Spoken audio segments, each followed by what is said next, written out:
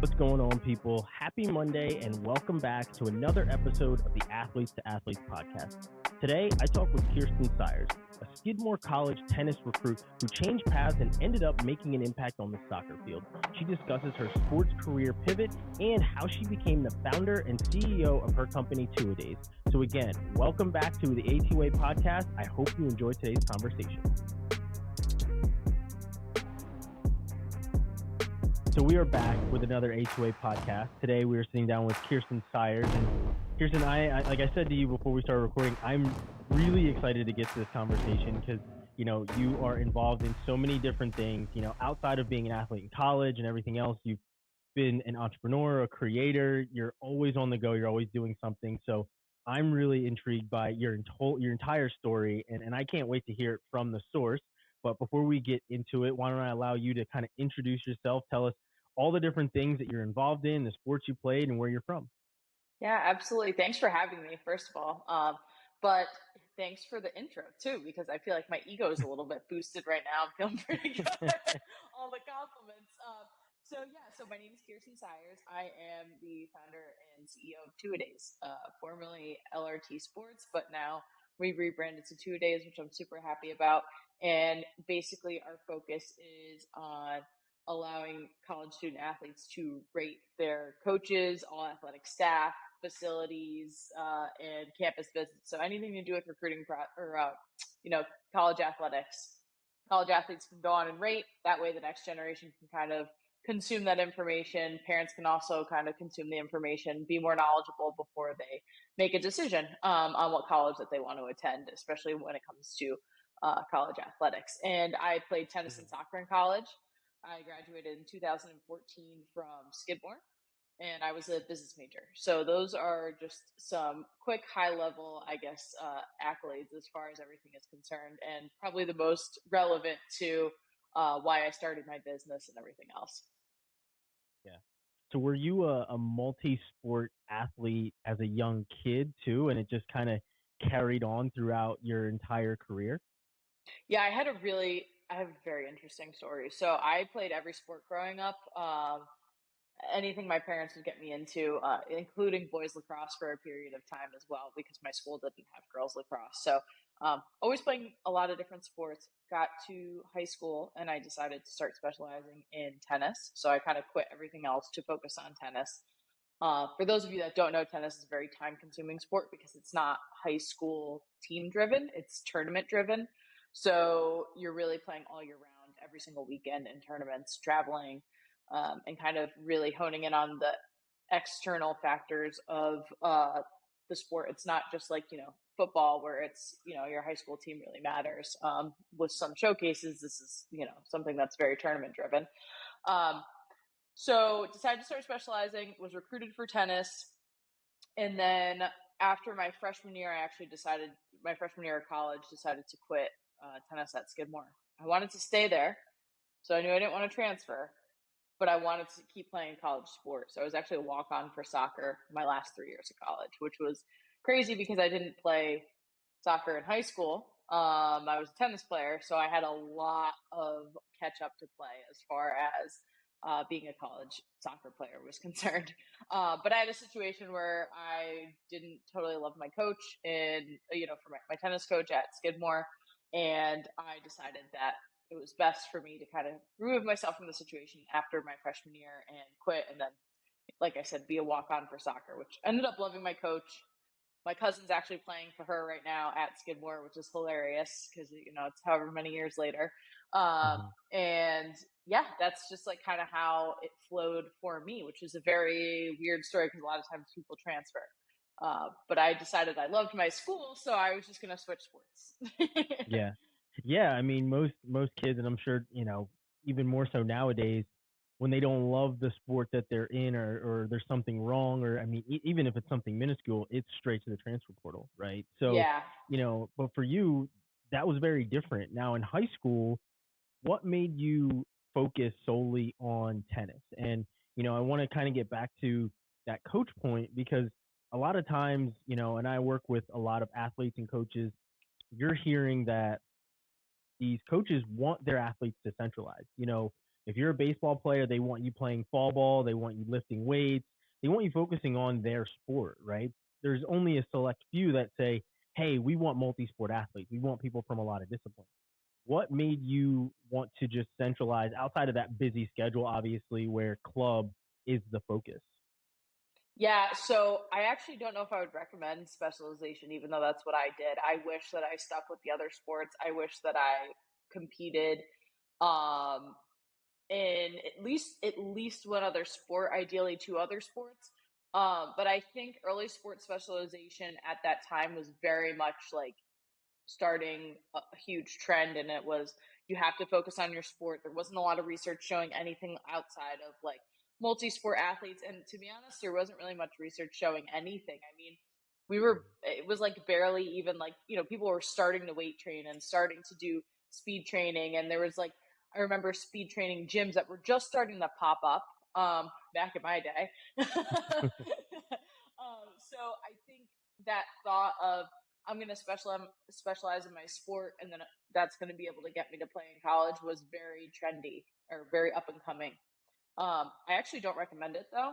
And I think there's a lot of back and forth on whether or not how people feel about that specifically. But I do think in general, using other sports to your advantage can 100% help your main sport. It's fine to have a main sport and really focus in and go all in on that.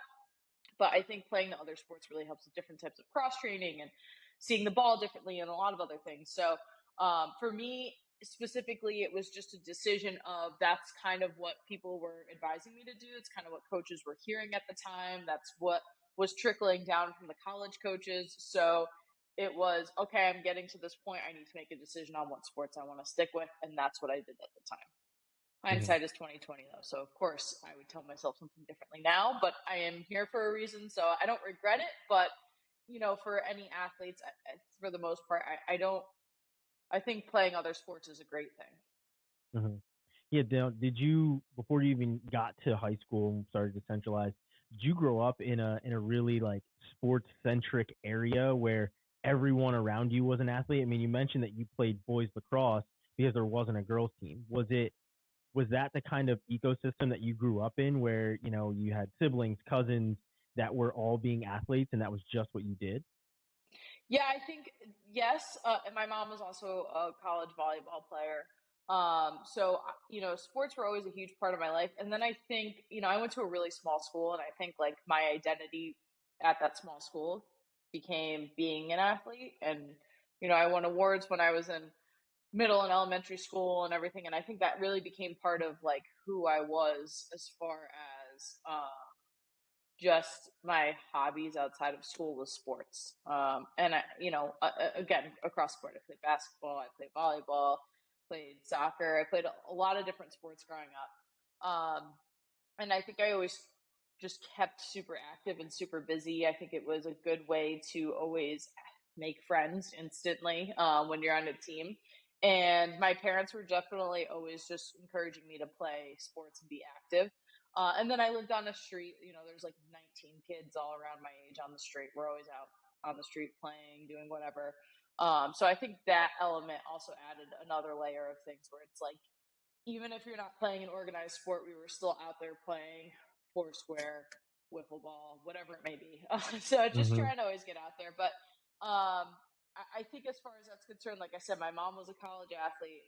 So she was just always super, super into just like playing any and every sport. And then my family, a couple other college athletes throughout the family as well. So overall, just a lot of people liking to get outside and do stuff. Yeah, yeah. I mean, that's usually how it goes, where you grow up in an atmosphere where everyone is competitive, and that's where you get your competitive spirit. And getting back to when you started to centralize when you were in high school, how did you balance the academic side as well as the athletic side? Because as you know, and as you said, the tennis community, it's not really based in high school. It's a lot of it is based in club where you have to travel very far. So how are you starting to balance the academic as well as the athletic side as a athlete who is centralizing in one sport? Yeah, that's a great question. I think it's a matter of prioritization, obviously. So, like, as far as like how I grew up, and my parents' school was always first. There was never any question of that. It was grades come first.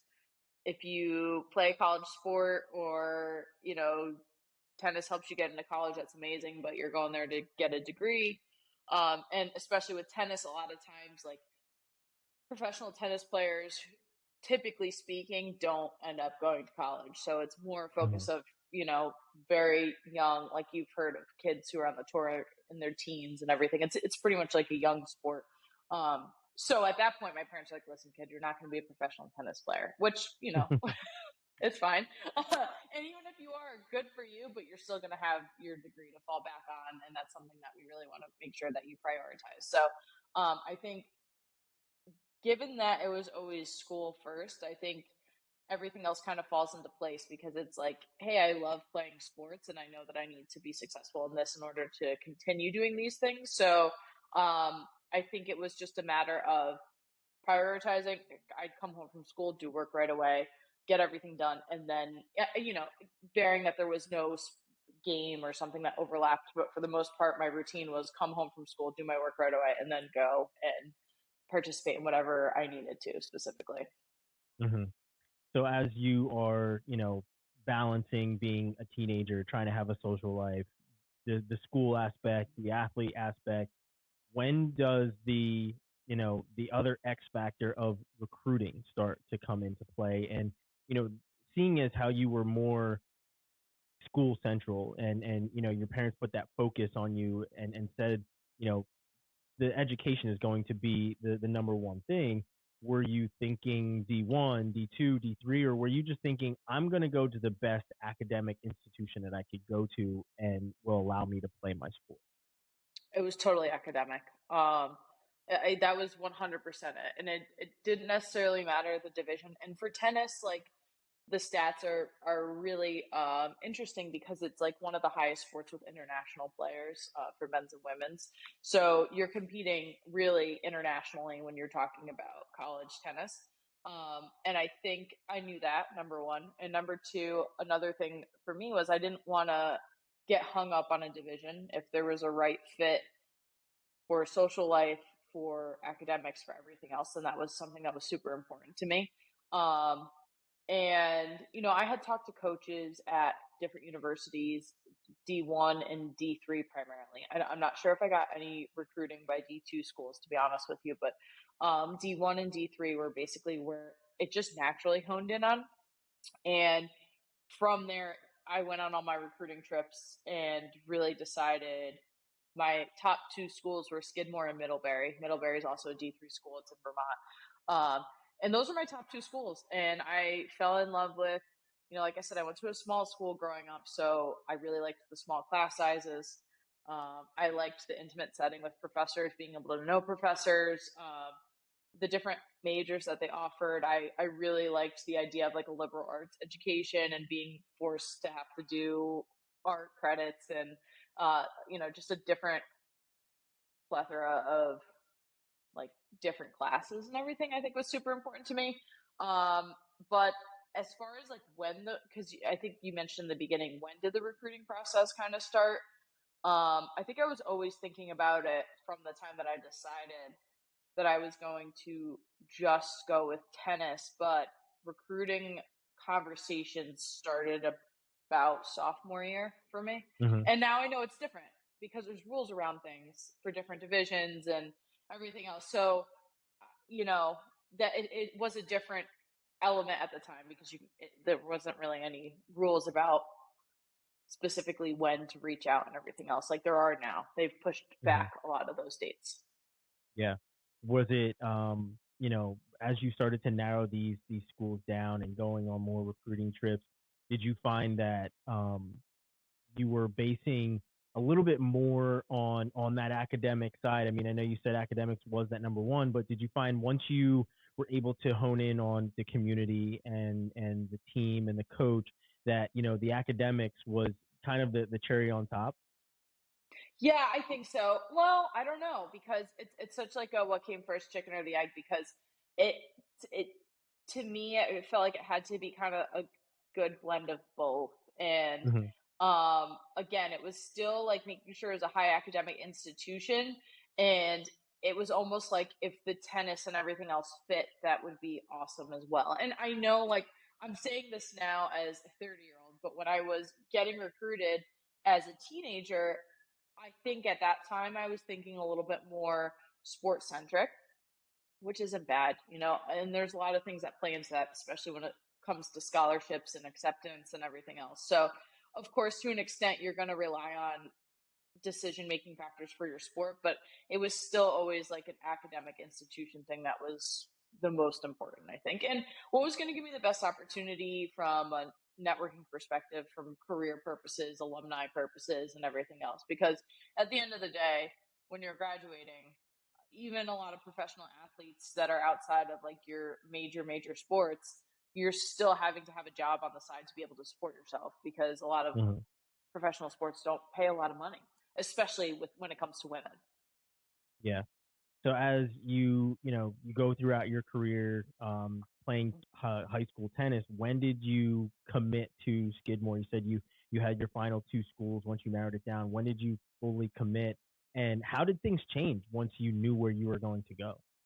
Yeah, so I verbally committed to Skidmore. I believe it was my summer going into my senior year. It felt like a weight was lifted off my shoulders for sure.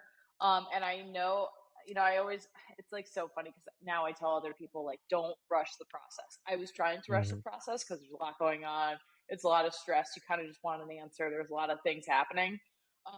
But at that time, I had already gone on my recruiting visits and everything, and I felt really comfortable with my decision. So that's about when I verbally committed, was that summer.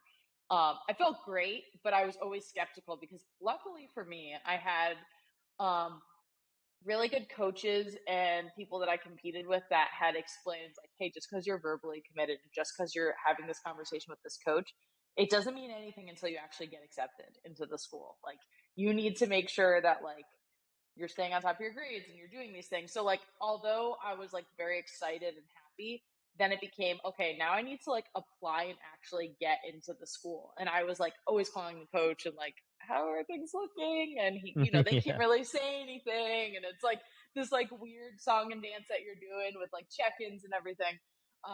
But then, you know, I actually applied early decision one. So I only applied to Skidmore and I applied early decision one, which means when you apply early decision that you, as you know, obviously, but you have to go to the school if you get accepted. So I applied ED1. So I knew by December that I was going to Skidmore and committed and on the team and everything. So that was great because like December senior year came around and I was like, this is awesome. I don't really have to think about anything anymore Yeah. because one of the benefits of being a spring sport, it's a benefit and a downfall of being a spring sport, is your recruiting is kind of really in your junior year. Whereas fall Hmm. sports, it's more like kind of could go into their senior year. They're still waiting for that fall season in your senior Hmm. year. Because by the time spring rolls around, your senior year, everybody's decided, you know, where you're going to school and everything else. So your spring sports kind of get that the last spring of junior year into summer is kind of that time where you're like, all right, I really got to compete hard and then I got to let it go. But, you know, every season has that different recruiting process and that recruiting season time. So I was happy to be done. Still had to work hard, obviously, because now you got to get ready to play. You got to get ready to play with the big dogs. Yeah. Even if you think you're a big dog in high school, just not now you're with everybody that's a big dog. So, you know, then the work really starts. Yeah, yeah, and that's the realization that basically every athlete has to kind of encounter. You're an all-star. You're being recruited, and once you get there, you realize that the guy you're competing with or the girl you're competing with, they were recruited too to do a job, and they were an all-star as well. So when you get to campus, what type of transition do you have to make once you get there and you kind of realize, this is elite, this is high level, and I need to either step up or step out of the way. Right. 100% agree with you.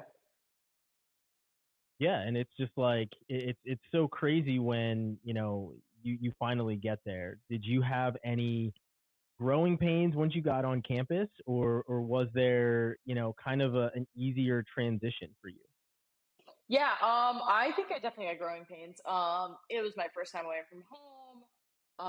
Although I will say I don't think I ever particularly got homesick or anything, but it's just a different level of like day to day decision making, obviously.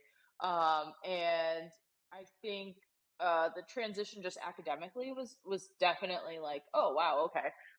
College is a whole new different ball game. To your point, everybody's getting recruited even just to go to the school, minus the athlete part. They're still recruiting students to go to your school. Hmm. Um, and at this point, every institution's always trying to figure out how to get the best just students in general. So I think there was a transition on that, and then um, from the team perspective, like tennis is obviously a very individual sport, and then once you go into college, it's now a team sport. I never really found any issues with that transition because I'm more of a team sports like player in general. Like I loved playing doubles. I was obviously on team sports growing up and everything, so I didn't really find a tough transition with that. But I did think I had a tough transition with people who maybe really hadn't ever been on a team before and were very individually sport driven, now trying to learn how to be a team player. I think is a different situation when you step into college. Yeah, and for you, speaking of that team aspect, you went from tennis to soccer, and as we mentioned before, most kids today, when there's something wrong, they're headed to the transfer portal. They're looking for a different school. Why Mm-hmm. is it that you wanted to stay, and not just stay, but play a completely different sport that you hadn't played in a very long time? Like, what was the thought process behind making that change? I like making my life difficult. No, I'm kidding. I'm just kidding. Uh, no, I think first and foremost, I love Skidmore. I went to Skidmore for a reason. I loved my major. I loved my professors. Loved my friends. I loved everything about the school. Can't say enough good things about the school. So I wasn't unhappy in my day to day as far as like going to classes and social life and everything else. Like I was very happy there.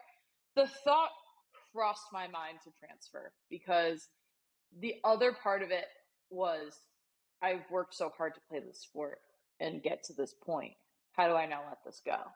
But on the other hand, I worked so hard academically to get to this point. So how do I let that go? So I had to figure out what I wanted to do. And I knew that I did not want to complete college without being a college athlete. So I like had a list of the sports I was going to try out for in order at Skidmore. Soccer being my number one.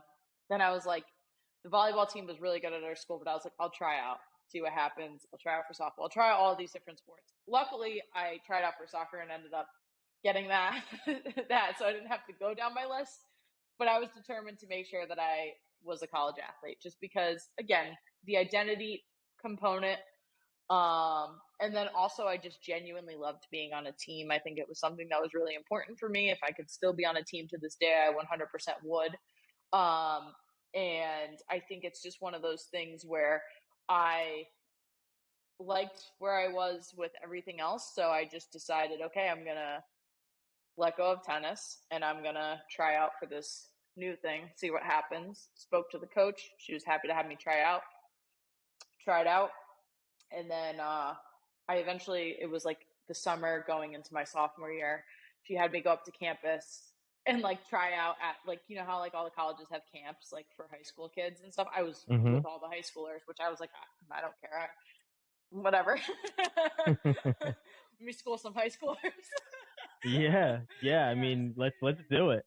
Yeah, so I went up that summer and she was like, all right, love your work ethic. You're super fast, but you're like obviously far behind on the skill component of things. You got to work on that. Joined a team over the summer, worked my butt off nonstop. Just anything I could do to try and get better at soccer, I was doing. And then went back for preseason and then was like officially on the team. So it was like August, my sophomore year when they went back for preseason. I went back with everybody and then I had a spot in the locker room. I was on the soccer team. Yeah, But that was like the best decision I ever made. some of my best friends are on that team to this day.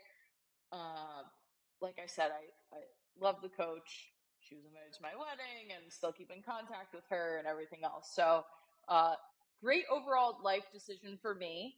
So I'm happy that that's like what ended up happening for my path specifically. But to your point, not necessarily the normal thing to do.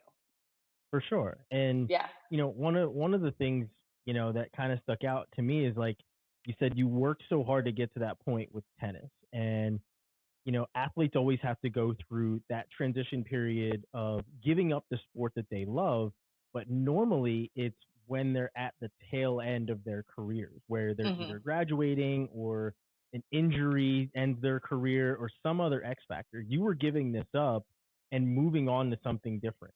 How hard was it to say this is no longer serving me or this is not where I want to put my effort? And did you consult with anyone, friend, your parents, anyone as you were making that decision to try out for soccer? Yeah. I would say my number one person that I was always like in contact with this about on this particular subject, like in depth, was my coach from growing up, my tennis coach from growing up. Um, he had helped me like go through the recruiting process. Obviously, we spent many hours on the court together, and I was in a situation that I think was unique, especially because I wanted to try out for another sport, which he thought I could do. But I would say he was my number one person that I was talking to about this. Of course, I talked to my parents as well. They were 100% supportive over, I guess, whatever decision that I wanted to make because I was looking at it from a logical perspective.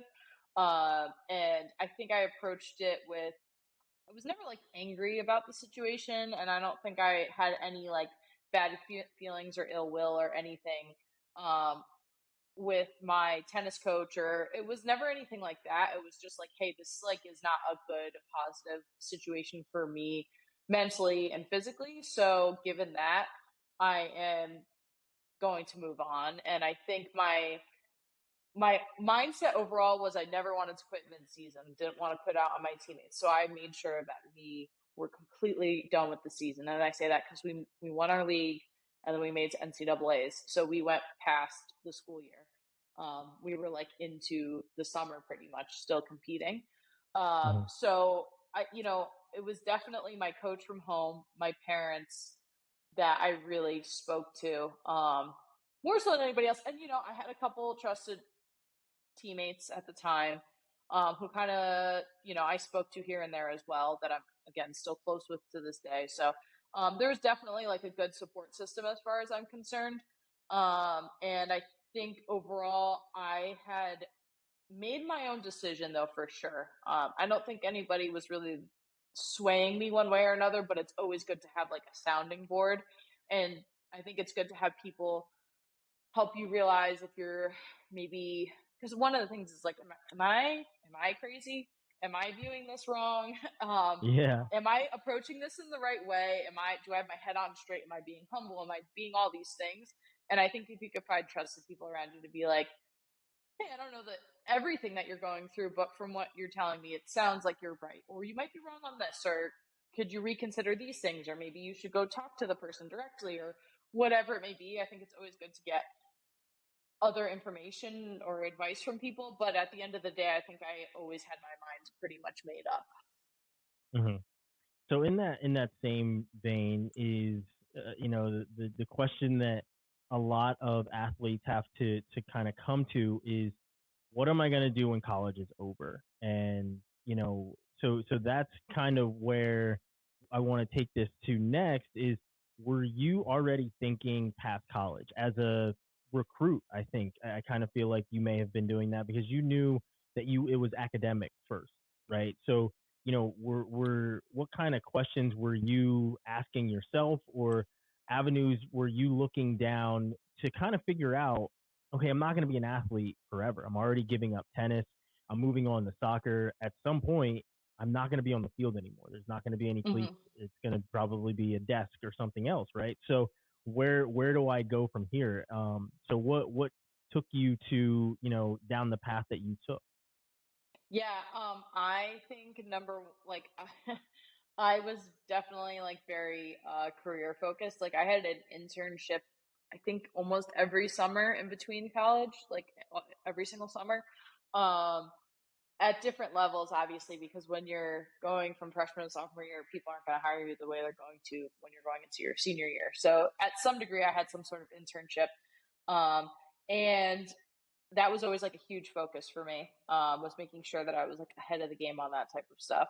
And again, this is definitely like, I'm not like, oh my God, 18-year-old Keirsten just had her life together. Like, no, it's definitely my parents helping me out, being like, yo, you need to like figure it out. Like, check yourself. You're not going pro. Like, what are we doing after? So, nothing like parents to humble you. I think as far as that's concerned, like, we had gone into it like, and I say we, myself and my parents, like, okay, you're gonna go to great academic school, awesome, figure it out. But they were like, you make the decision on what school, but just have that in mind. When I did make my own decision on that, like to the point where I was like, can you guys like tell me where you think I should go? And they were like, absolutely not. Like you have to decide.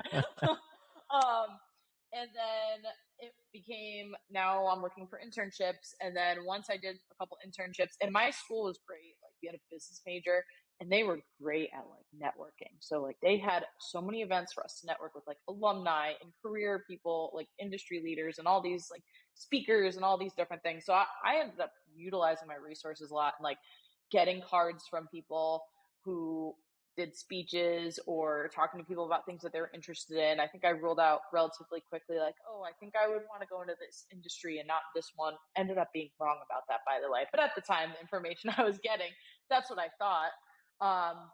So like my focus when I was in college was trying to go into finance, which I ended up working at Morgan Stanley right when I graduated. I had interned there junior going into senior year. And that was like my path that I kind of chose for myself, which um, didn't end up like, I'm not in finance anymore. But, Yeah. I think definitely was career driven as far as like needing to figure out what it is that I wanted to do. And I actually didn't even go into school with a business major. I was an exercise science major going into college, and I ended up switching um, because I took a couple business classes and I just loved them. There was nothing wrong with exercise science. I just wasn't good at it, and I liked business classes better. So Yeah. exercise science is hard. Oh man. I, Yeah. yeah, That is it no is. joke. Yeah.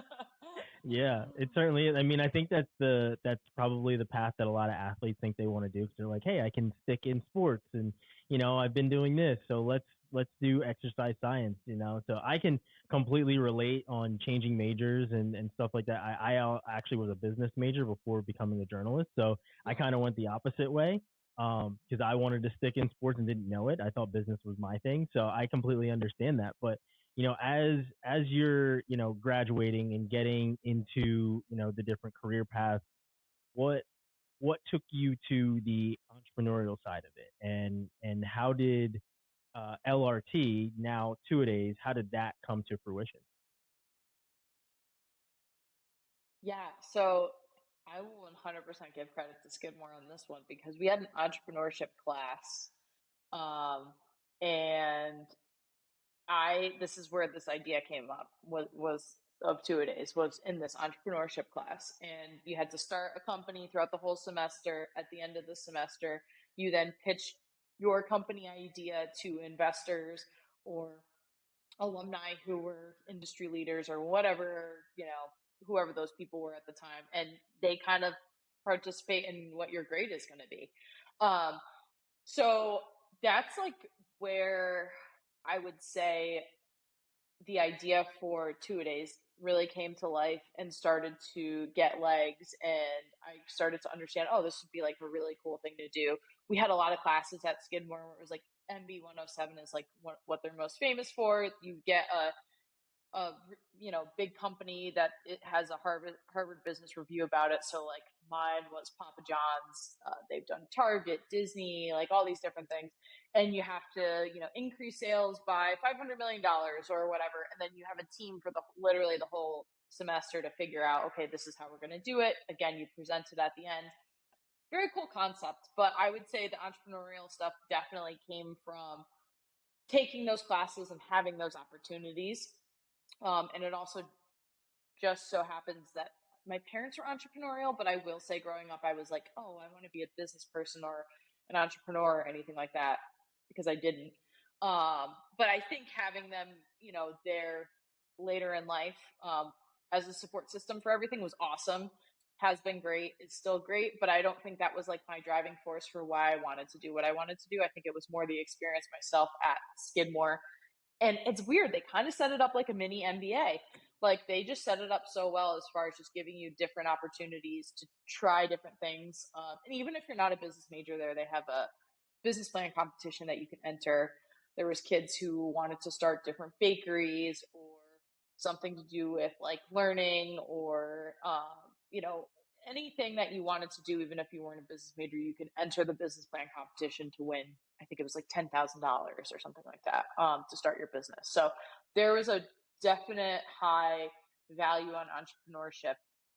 But like I said, I didn't know that that's even what I wanted to go into school for. So I had all these resources that actually really worked out for me. And this is one of the reasons I didn't want to leave.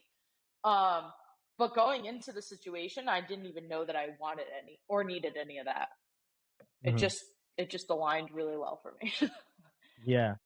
So how does everything get started once you're out of college? You said you had a job, you were working for other companies. What made you pivot and say, I'm going to own my own company? Or were you working on this as you were working for other companies? Yeah, I was working on this as I was working for other companies. And it was one of those things where I was like, oh, I'll kind of start this, but like this other like stuff is my career. And I'll just kind of do this on the side or for fun. And it got to a point where it was like both were kind of suffering, because it was like, okay, I'm working crazy hours in New York City in finance, and now I have to go on the weekends to lacrosse Final Four or whatever tournaments were happening.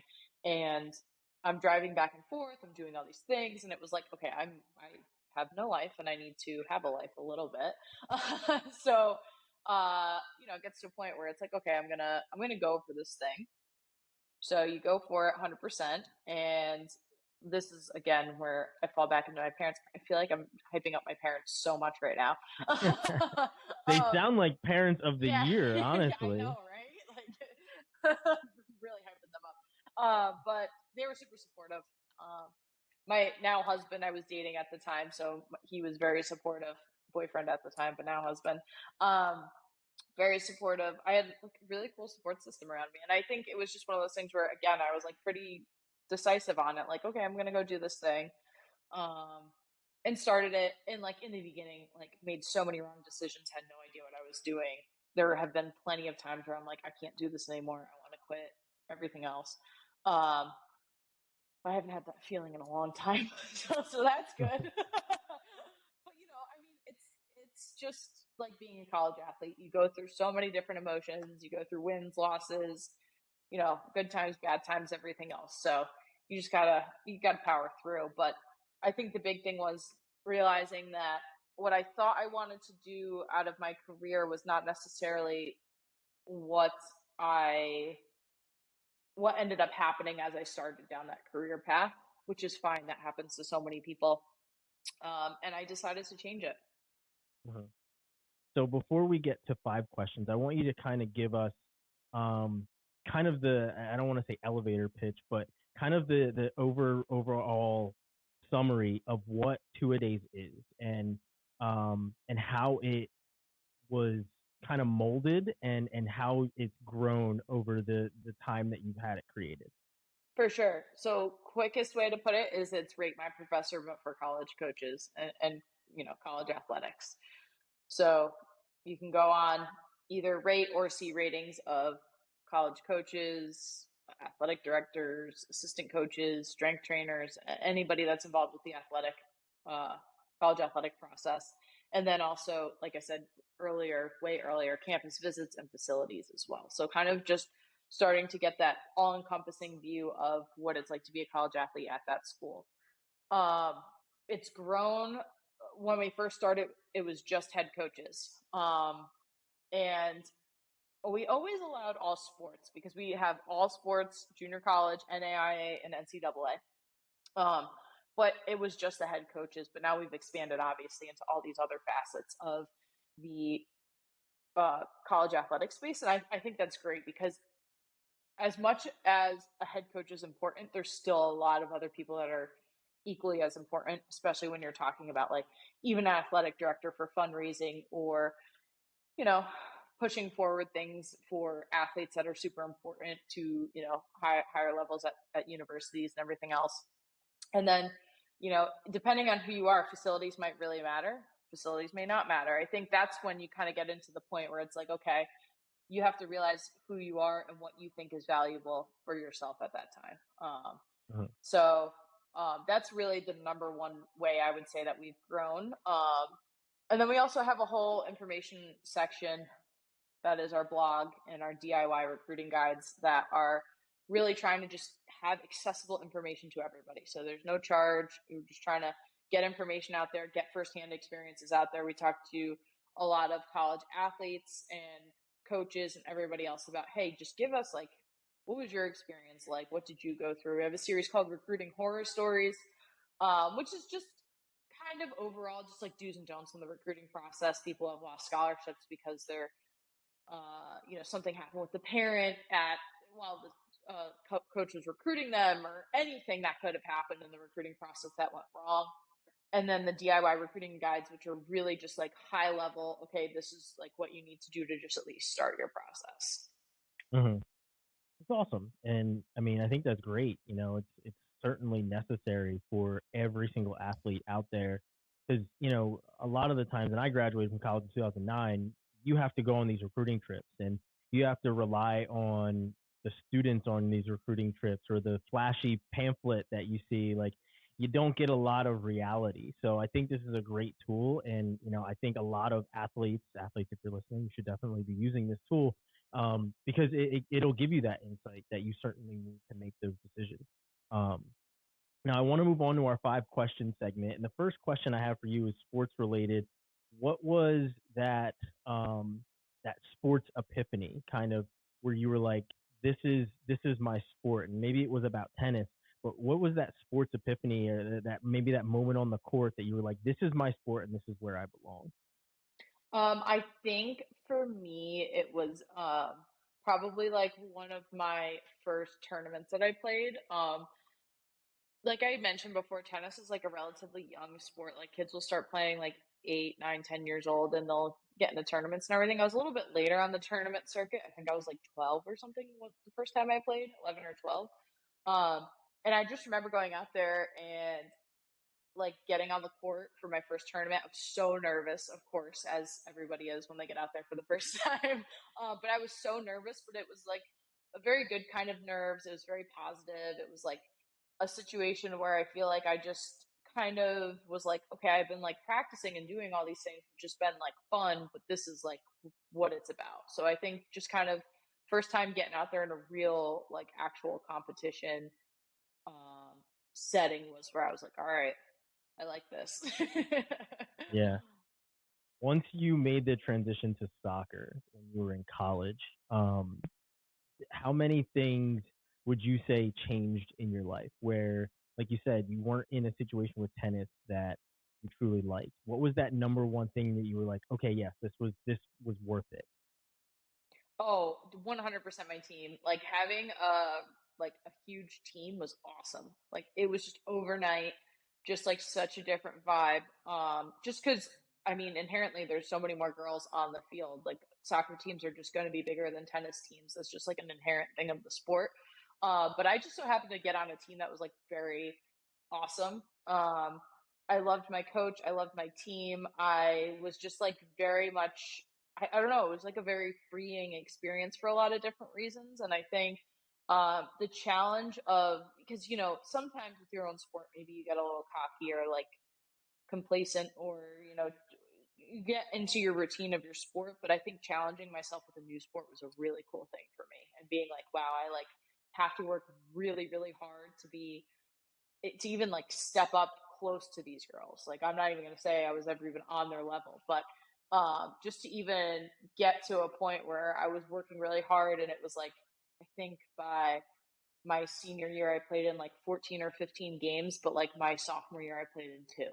So like, I think working hard for that was really cool. And then having a team that was like really supportive of me, was also awesome. Like I'd have so many teammates who would like stay after with me, run me through, how to even like play on a college level field and what different positions looked like and all these things. So I just had a really like lucky situation as far as my team was concerned. Hmm. Business wise, when you first launch your company and it's out there, what's the first week like of having your own company? Are you pulling your hair out? Are you questioning everything? And then you said that there were days you just wanted to quit. But what's that first week of experience when you first launch? First week is a lot of refreshing the page. Just like, is this real still? Did anyone hack this? Is this real? How many visitors are on it?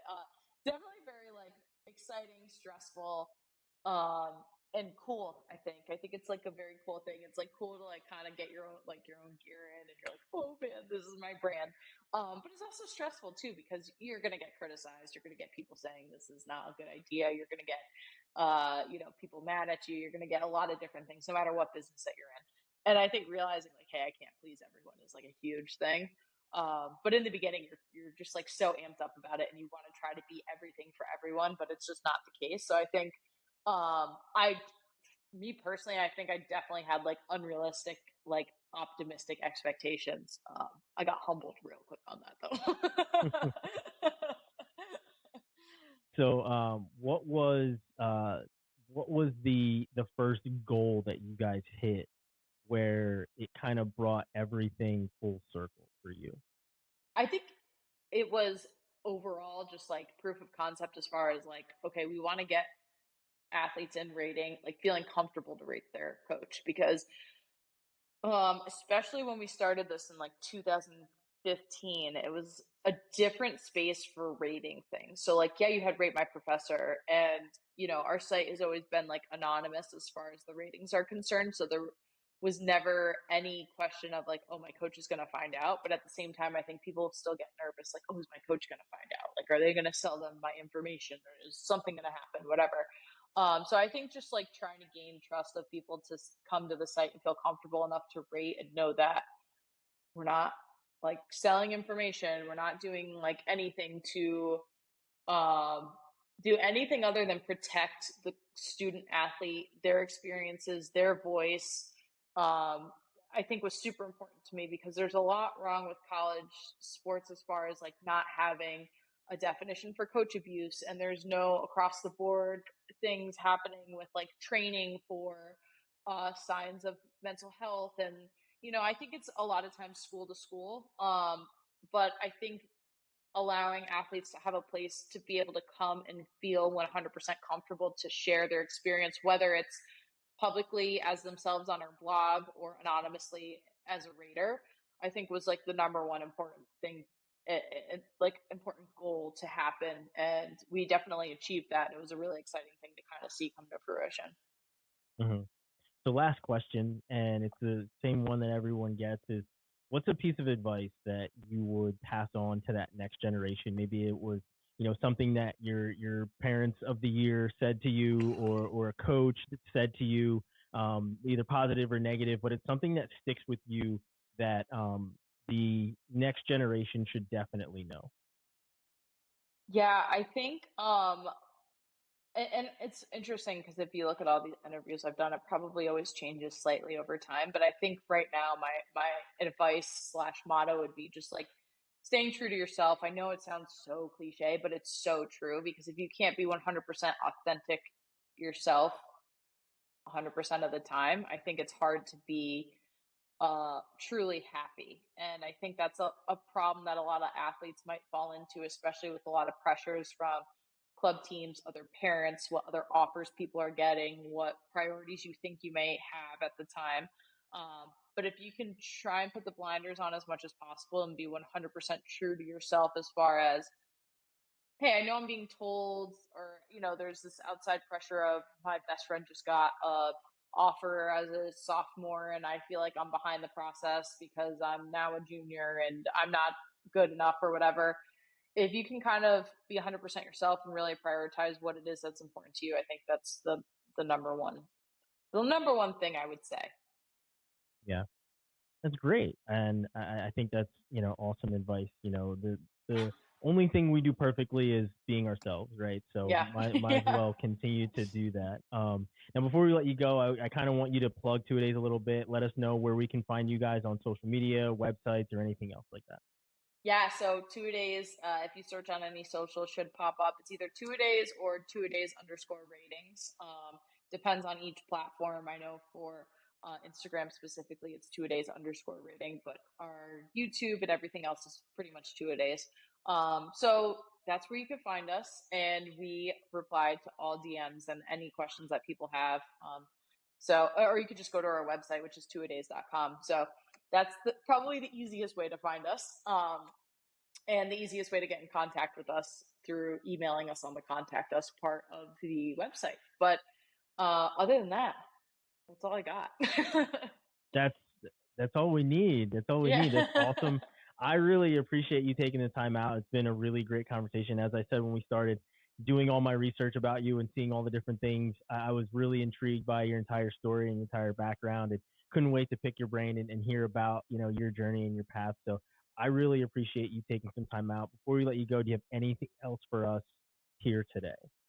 No, I think we said it all. I think I did a lot of talking. My parents are the best parents in the world.